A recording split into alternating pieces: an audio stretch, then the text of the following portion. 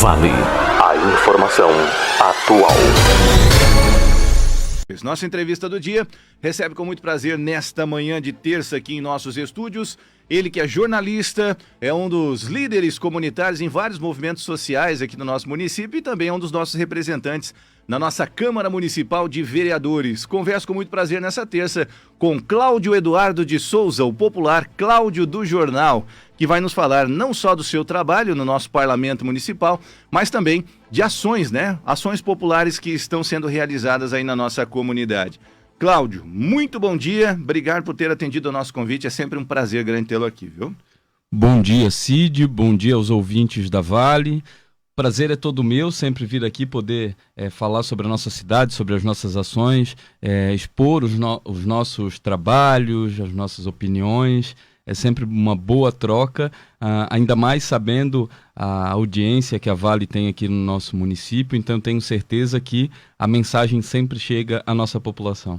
Muito bem, então vamos falar a respeito dessas coisas importantes. Quando a gente fala da nossa cidade, a gente fala de coisa importante, né, meu caro Cláudio? E o ano de 2022 a gente pode classificar assim que foi um ano de bastante movimentos importantes para o nosso município, né?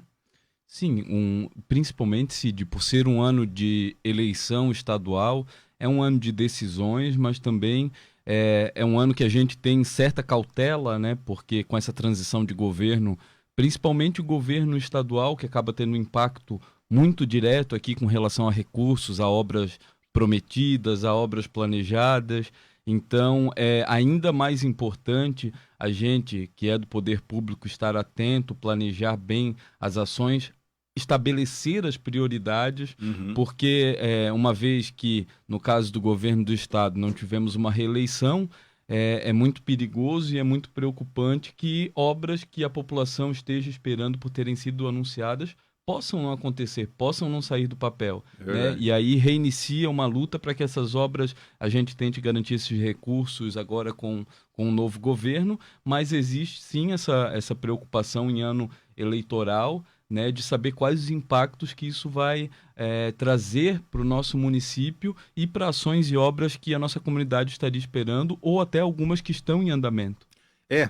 Fazendo uma visão a respeito dessa situação, a gente teve um ano em que foi prometido muito recurso para a nossa prefeitura. E aí se projeta automaticamente com isso, se projeta obras em que, por exemplo, se eu digo que eu vou asfaltar uma rua numa localidade qualquer, o povo daquela localidade vai ficar aguardando ansioso essa obra. E se porventura, por alguma situação do meio do caminho, na transição desse recurso, ele não chega, com certeza a comunidade vai ficar frustrada, né, Cláudio? Sim, até porque nessa ânsia de conseguir votos, né? Não só o apelo popular, mas conseguir votos, muito do que era prometido já foi anunciado como obra certa e, obviamente, se cria expectativa na comunidade, até porque a maioria das obras não são nem obras pontuais de uma determinada rua que vai impactar só determinada comunidade. São obras que têm impacto no município como um todo, então se cria uma expectativa em todos, né, Cid? E, além do mais, nós tivemos esse ano a transição ali de administração de gestão, né, do nosso hospital, que também é uma outra preocupação, também requer uma atenção ainda maior. Existia um compromisso por parte do governo estadual, caso se mantivesse quem está no poder, para dar uma tranquilidade a mais para o município arcar com esses custos, que teria um respaldo maior também de recursos estaduais. Com essa troca, a gente fica na apreensão, né? Porque imagina qualquer impacto que tiver em recursos que sejam diretamente ligados à nossa área da saúde, ainda mais ao nosso hospital, né? Que é a porta de entrada ali, a principal porta de entrada de emergência, de atendimentos de emergência do nosso município. Então, se obras como asfalto já nos preocupam, imagina ainda o impacto que pode ter na saúde, né? Então, isso a gente tem que estar com uma atenção ainda mais redobrada para essa questão. Concordo, é verdade. Quando lida com saúde do povo, né, isso daí é de interesse geral, na verdade. Com certeza. Ô, Cláudio, antes da gente entrar especificamente, já que a gente citou a questão das eleições, como é que você viu o processo nesse ano? Quais são as suas concepções a respeito do que a gente teve até aqui e do que ainda está tendo, na verdade? Até a gente comentou fora do ar aqui, as mobilizações ainda seguem. Qual é a sua visão, não só como parlamentar, mas como jornalista disso tudo? Sim. Enquanto parlamentar, e também como jornalista, eu tenho muito cuidado com relação a influenciar as pessoas para fazer com que elas façam escolhas com base em opiniões que eu tenha. Certo. Né? Da mesma forma que o voto é secreto, ele também é intransferível e eu posso, no caso, quando fui candidato a vereador, tentei expor para as pessoas o porquê eu achava que merecia estar naquele local, na Câmara, né? Uhum. Mas sem impor isso às pessoas. Então não seria diferente agora em eleição estadual, eleição nacional. Não iria expor ou influenciar ou ainda mais impor às pessoas que escolhessem quem eu achasse que fosse o mais ideal. Mas a única certeza que eu tinha é que, independente do resultado que tivéssemos nas urnas, seja no nosso estado ou país, que a minha torcida vai ser sempre pelo meu estado, pelo meu país, para que quem entre faça o seu melhor trabalho, mas que também tenhamos sempre oposições atentas, oposições ligadas e compromissadas com o que eles também exercem de papel na democracia, que é agora serem fortes fiscalizadores, porque é muito preocupante a gente ter pessoas no poder e dar uma carta branca total, né? A oposição tem um papel muito importante e aí eu tiro como exemplo o nosso próprio município. Na última campanha municipal, obviamente eu estava pedindo voto e estava fortemente ligado a uma determinada campanha que não foi a campanha vencedora para a prefeitura. Mas isso não significava que no dia seguinte eu ia começar a torcer contra quem ganhou. Lógico. Porque eu torço por Tijucas, então a minha torcida sempre vai ser para quem entrou faça o melhor. Mas ao mesmo tempo eu sei da minha responsabilidade, já sabia na época, de ter sido eleito como um dos parlamentares de oposição. E a partir dali, por isso que às vezes eu comento que não vai ficar elogiando. Não, a gente tem que reconhecer o que está bom, ótimo, mas só que na composição que nós temos hoje na Câmara, em que 9 dos 13 compõe a base de governo, já tem 9 lá para aplaudir, para elogiar e só falar o que está bom. Então eu não posso esquecer esse meu papel, e não é de apontar o que está ruim, mas de fiscalizar e de sim dar voz à comunidade, dar voz à população daquilo que talvez não está sendo ouvido. Né? Então não é só o criticar por criticar, mas a oposição tem um papel importantíssimo. Eu entendo dessa forma, tenho esse compromisso nesses 4 anos em que terei esta cadeira, não sei como será na próxima eleição, não sei se concorrerei a alguma coisa, mas nesses 4 anos eu sei que quem votou em mim confia que eu vá fazer um trabalho durante os 4 anos compromissado com aquilo que eu cheguei ali para fazer. E nesse momento me colocaram como um parlamentar de oposição. Se não fosse, ainda assim eu seria um fiscalizador. Se não fosse, ainda assim eu seria alguém que levaria a voz da comunidade. Talvez eu não precisaria gritar tanto nos microfones, porque talvez as portas estivessem mais abertas, os ouvidos estivessem mais abertos para as minhas sugestões ali na prefeitura. Mas hoje o que eu tenho é uma tribuna, um microfone que eu possa gritar, requerimentos que eu possa fazer, às vezes denúncias que eu possa levar ao Ministério Público em nome da comunidade. Então eu vou usar as ferramentas que eu tenho para tentar fazer acontecer aquilo que as pessoas pedem, aquilo que o povo grita por ajuda. Essa é a forma que eu tenho hoje enquanto vereador de oposição, Cid. Você falou a palavra confiar e até vi provocações suas nas redes sociais questionando, né, a confiança dos seus eleitores, das pessoas que te acompanham. E eu diria mais, talvez até mais do que confiar, eles esperam esse seu posicionamento hoje, né, Cláudio? Isso é uma questão, né? A confiança veio no momento do voto, né, Cid? Um resultado que na época foi, e ainda é para mim, quando penso, muito surpreendente para a forma como a gente fez a campanha naquela eleição, e que era justamente embasado na confiança, de pedir confia mesmo, não tenho mais nada para oferecer, a não ser aí colocar toda a minha disposição, todas as minhas experiências de vida, tudo que eu já estudei e que eu estava compromissado a estudar ainda mais nesse período, porque ninguém nasceu sabendo, a gente tem que sempre ir atrás de mais conhecimento. Então foi com base no confia que eu vou chegar lá e vou te representar. Então hoje já não é mais só a confiança, né?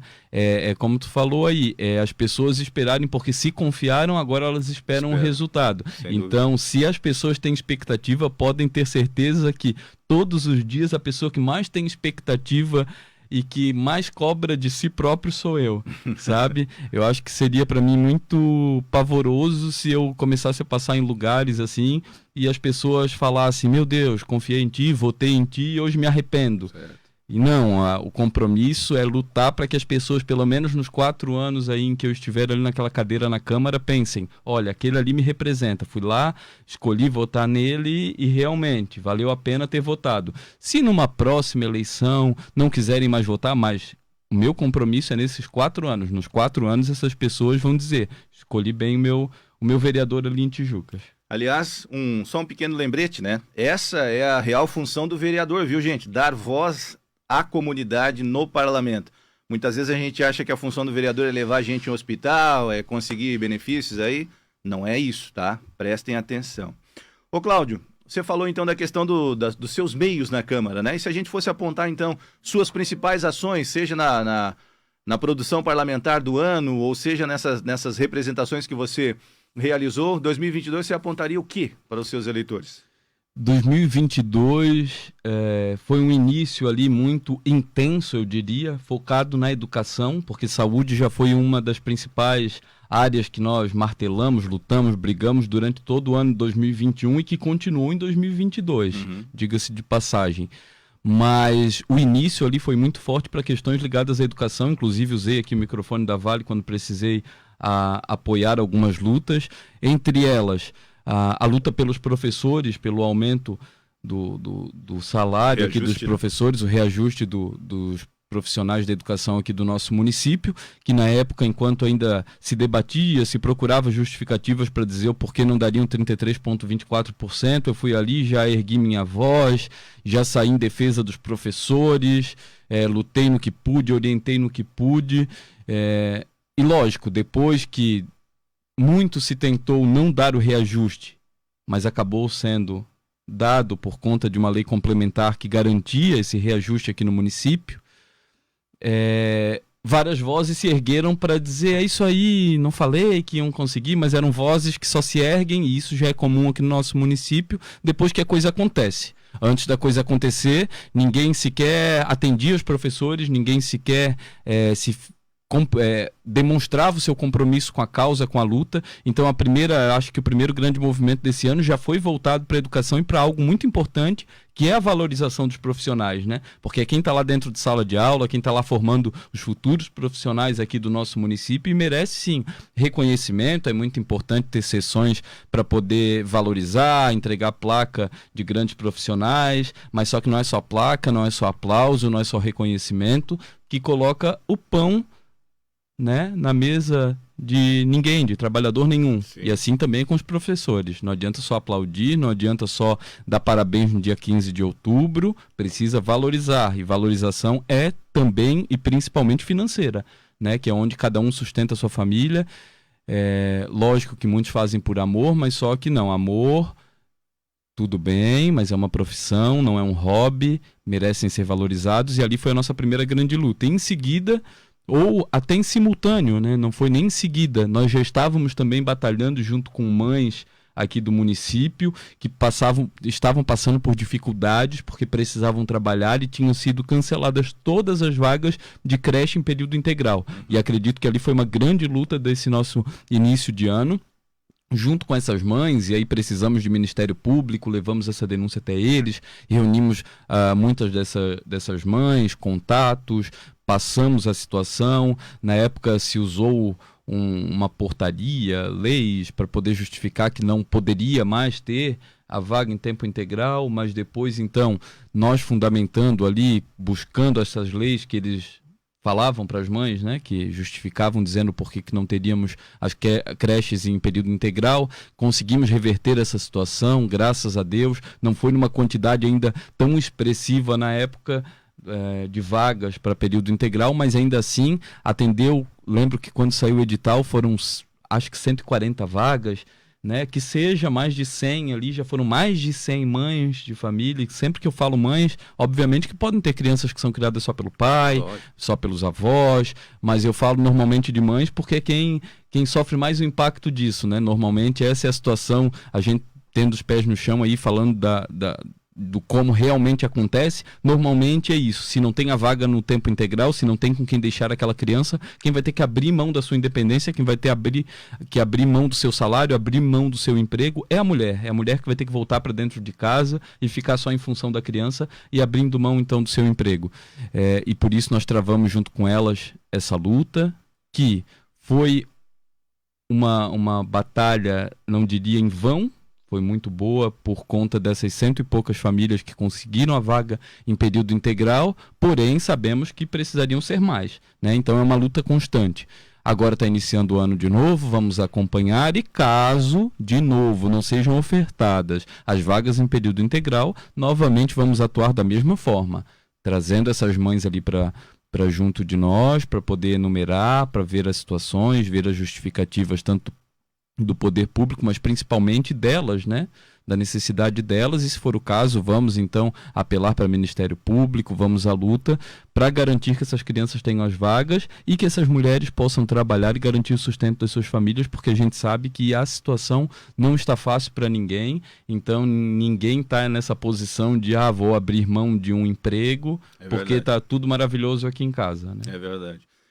Foram 2 grandes ações e que lidam com a vida de praticamente todos os tijucanos e tijuquenses quando a gente fala da educação, né? Sim, o impacto é na vida de todos, por isso que eu falo que, às vezes, muitos parlamentares pensam e fazem também as pessoas pensarem que para estar naquela posição eles precisam fazer favores pontuais, dar uma carona para ir fazer um exame, pagar alguma coisa que a pessoa esteja pedindo, viabilizar exame de saúde, coisas assim. Exatamente. Né? E que realmente para aquela pessoa isso dá um impacto muito grande, né? Naturalmente a pessoa vai ser grata. Lógico. Mas as pessoas que estão precisando desse tipo de ajuda precisam colocar a mão na consciência em algum momento e pensar o seguinte: peraí, se essa pessoa está numa posição, que é onde nós vereadores estamos, em que ela pode lutar, ela pode tentar fazer o que for possível com as ferramentas que a função de vereador tem, para tentar que esse problema não se repita, para tentar que eu não precise bater na porta de alguém e pedir um exame, porque eu tenho direito, então é lá na porta lá na saúde mesmo que eu vou conseguir, para tentar que não precise um vereador colocá-la dentro de um carro para levar fazer um exame, porque ela tem esse direito.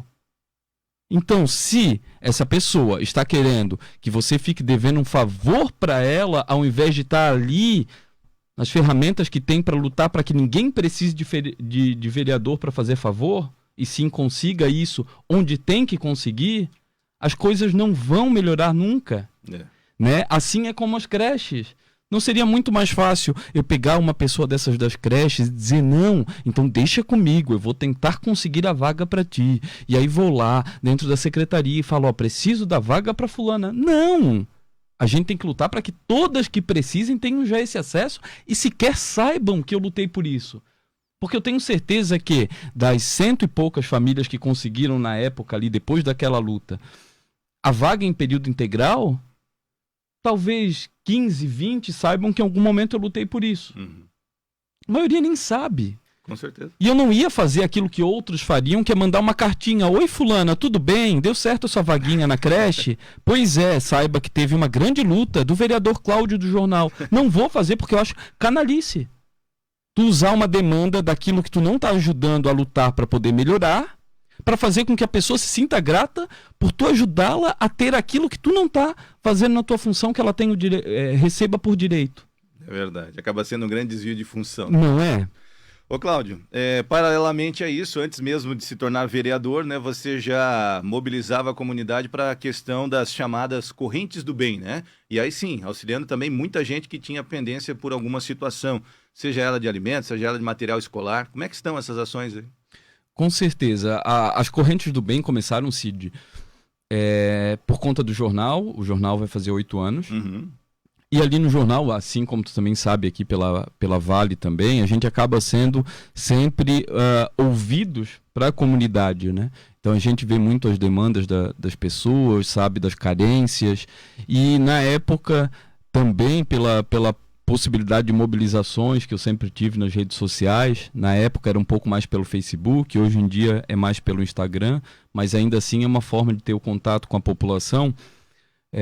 Eu percebi que eu podia fazer um pouquinho mais do que só noticiar as necessidades da comunidade, né? Então comecei na época a primeira corrente do bem, que já está agora no 7º ano, foi focado em conseguir alimentos para a ceia de Natal. Na época a gente tinha dúvida, mas o que eu vou fazer? Fazer de brinquedos, porque também fazíamos ali, junto com amigos, a realização de Papai Noel, o que é ótimo, maravilhoso, mas eu pensava, poxa, a gente está levando brinquedo, mas talvez numa família em que eu levar alguma coisa de alimento, do básico, se aquele pai talvez tinha tanta dificuldade para poder garantir o básico, ganhar isso, ele tem a possibilidade de comprar talvez o próprio brinquedo para o filho. Talvez uma criança vai chegar que não teria um presente recebido pela mão da sua mãe, vai ter nesse momento. Não só um Papai Noel aleatório passando por lá entregando. Então a gente continuou na época fazendo as campanhas de brinquedos, mas eu falei, vamos tentar entregar para algumas famílias, e foi algo que começou sem muita pretensão, entregar o básico, uma cesta básica ali. A gente sabe que uma cesta básica não garante muita coisa, mas já ajuda de alguma forma, né? Bastante. E aí iniciou na época sem muita pretensão, não sabia se chegaria muito ou não, porque não era, e até hoje não é assim, né, de enviar mensagem, oi fulano, tem como me ajudar com uma cesta? Não. Eu divulgo nas redes sociais, falo, tô aqui à disposição. Quer fazer uma doação? Se já sabe para quem entregar, vai lá, você mesmo entrega sem problema algum. Agora tem muita gente que tem o coração aberto a doar, mas ou tem vergonha de chegar numa família para entregar, ou não sabe para quem entregar. E foi aí que eu me coloquei a essa disposição na corrente do bem. Se não sabe o para quem entregar e quer ajudar, tô aqui. Me entrega, vamos juntar o máximo que puder. Depois a gente vê quantas cestas conseguimos e vamos distribuir, porque depois também tem a corrente, da mesma forma que tem para chegar, também tem um grupo de pessoas, tem contatos em vários bairros para a gente tentar fazer chegar ao máximo de pessoas. A maioria dessas cestas nem sou eu que entrego, né? Então em cada bairro eu tenho pessoas que são de confiança, que conhecem a realidade daquela comunidade e me dizem, Cláudio, aqui na Itinga tem uma tal família que tem um senhor aqui que está em tratamento de câncer, está passando dificuldade, aqui temos uma pessoa que está desempregada, e me lista, aqui eu preciso de 10. Lá eu vou à luta para conseguir essas 10 para que essa pessoa entregue lá. Ajuda numa triagem, né? Exatamente. Então são pessoas que... Porque não tem como eu conhecer a demanda de todos os bairros, né? Por exemplo, no nosso bairro da Praça, eu conheço nome, sobrenome, endereço de quem a gente já sabe que precisa. Mas eu não consigo conhecer se alguém precisa no Campo Novo, se alguém precisa no Porto da Itinga. Eu não estou vivendo diariamente aquela comunidade. Mas tem pessoas de confiança lá que sempre me ajudam e que conhecem aquela realidade e me passam essa situação. Então, o primeiro grande trabalho é conseguir arrecadar o máximo possível de alimentos.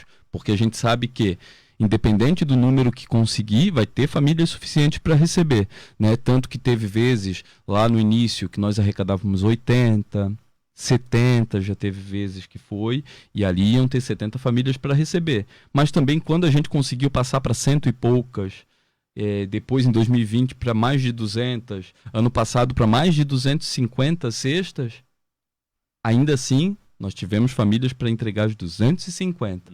E eu tenho certeza que se tiver mais, também teremos essa demanda. Só que não adianta eu me comprometer já com números, pensando vamos conseguir tantas antes de ver o que chega, né? Ainda mais sabendo que é um ano que está difícil, as coisas estão mais caras. Consigo comparar no valor da cesta básica, né? Que há uns 2 anos uma cesta que custava R$60, agora está R$90. Então eu sei que uma pessoa talvez que chegava lá e me entregava para doar 3 cestas, talvez esse ano, com muita luta, ela me entregue 2. Talvez alguém que entregava uma, agora já vai ser um pouco mais difícil entregar uma cesta completa. Vai me entregar só alguns alimentos para eu poder juntar com outros e fazer a cesta. Então eu sei que é um momento também delicado, porque eu digo que as pessoas que ajudam na corrente normalmente não são aquelas pessoas milionárias, aquelas pessoas que têm grandes empreendimentos na cidade. Elas devem fazer suas ações também, não estou aqui julgando isso. Sim. Mas ali diretamente da corrente do bem, da forma como a gente faz, normalmente é uma pessoa também, um trabalhador, que está esperando receber o 13º para dizer, poxa, posso comprar aqui, tirar do meu salário, tirar do meu 13º, tirar do Natal da minha família, tirar tal valor para poder ajudar. A maioria é gente que conhece na pele o valor que aquela ação vai ter. Exatamente. Né? Então isso ainda tem, eu falo até arrepio, porque é diferente o que tu tira dentro do que tu tem, né? Então, se eu sou ali, eu tenho 100 maçãs e eu preciso te dar uma maçã, não vai ter o mesmo valor do que se eu tivesse só 3 maçãs e ainda assim eu te desse uma maçã. Né? Então, são sempre doações também feitas ali com muito, muito carinho, todo mundo que participa, e eu sempre uso, e até uso aqui também os microfones da Vale, para que quem quiser ajudar, quem quiser contribuir, seja com a cesta básica, seja com alimentos separados, se não puder dar a cesta, é só nos procurar. Pela manhã até a 1 estamos ali na Câmara, mas também só chamar nas redes sociais, Cláudio do Jornal, tanto Facebook quanto o Instagram, que a gente dá um jeito de buscar se a pessoa não puder entregar, mas é isso, é o somar forças para a gente tentar o maior número possível, e naquela semana do Natal, com certeza esse alimento vai chegar na porta de pessoas que, na maioria das vezes, não estão esperando por eles. Tem algumas pessoas que já recebem desde o primeiro ano. Então, quando eu chego, as pessoas já, opa, achei que tu não ia vir e tal. Tem disso também. Mas tem muita gente que é surpreendida, que não imagina que alguém lembrou que ela estava precisando. Às vezes nem sabia que tinha como alguém saber que naquele momento ela estava precisando. Assim, Cid, eu uso sempre como exemplo, e isso em algumas das correntes já aconteceram, que eu tenho pessoas que hoje são elos da corrente, que são pessoas que nos ajudam, que doam e que em algum momento já precisaram. Eu acho que essa é a grande sacada dessa ação. Assim. A gente não está ali para substituir a ação social, tanto que sempre oriento aqueles que precisam, sempre oriento o como devem fazer para ir na ação social e não eu substituir, dizer, estou te fazendo um favor, deixa que eu vou lá te cadastrar. Jamais, jamais. Aquilo ali é um complemento para quem está precisando, mas muitas pessoas também dessas, ao longo do tempo em que a gente faz a corrente, e já tivemos de experiência, não são pessoas que precisam uma vida inteira.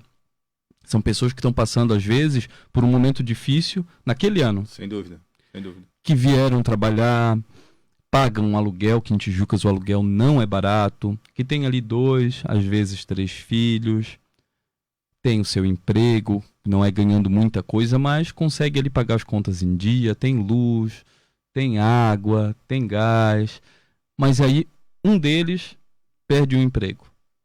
E ali a vida começa a embolar. Tem que cortar de alguma coisa para poder pagar o aluguel esse mês, senão vai ser despejado. Ah, mas eu não quero. E às vezes não tem, porque nós que somos daqui, nós temos uma vantagem que é, se por acaso agora deu tudo errado e esse mês eu não tenho como comprar comida, eu tenho um parente para bater na porta, eu tenho outro, alguém vai socorrendo o outro. Tenho pessoas que me conhecem desde que eu sou criança, que jamais vão dizer não, assim como tu também. Mas... E quem veio de fora aí para tentar um trabalho? E como isso tem aumentado, né? E tem aumentado. É verdade. O que vai fazer? Verdade. Então, eu sou muito, muito grato sempre que acontece e feliz em ver pessoas que já precisaram ser atendidos pela corrente. Algum vizinho avisou, aqui do lado, tá passando um aperto. E a pessoa nem imagina que alguém falou sobre ela. Então eu já vi a alegria dessa pessoa se surpreendendo quando na véspera do Natal chega uma grande cesta na sua casa. E essa pessoa, no ano seguinte, entrar em contato pelas redes sociais e não foi para pedir.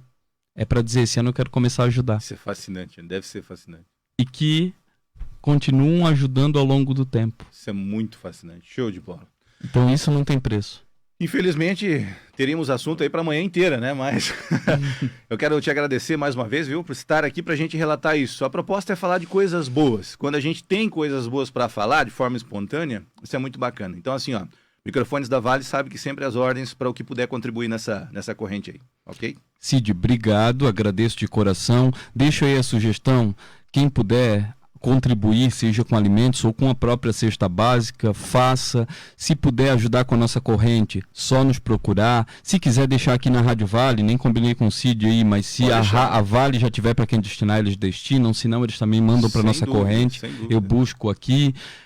Ou também, se tiver alguém perto da sua casa, olha ali, você está passando, ou soube de alguém, se não quiser entregar para nossa corrente, entrega direto para a pessoa. Isso também é corrente, isso também é o espírito. A intenção aqui não é que chegue às minhas mãos para que eu distribua, mas se for preciso que chegue para que se distribua, é melhor do que uma ajuda que não chega para ninguém, né? Então, mas se tiver alguém perto da sua casa, entrega também. Aqui a intenção é uma luta já antiga, não tem a ver com finalidade política, tem com finalidade social e finalidade de alguém que em algum momento já precisou de alguma forma e que hoje tenta retribuir. Aquele abraço, bom trabalho, viu? Valeu, Cid.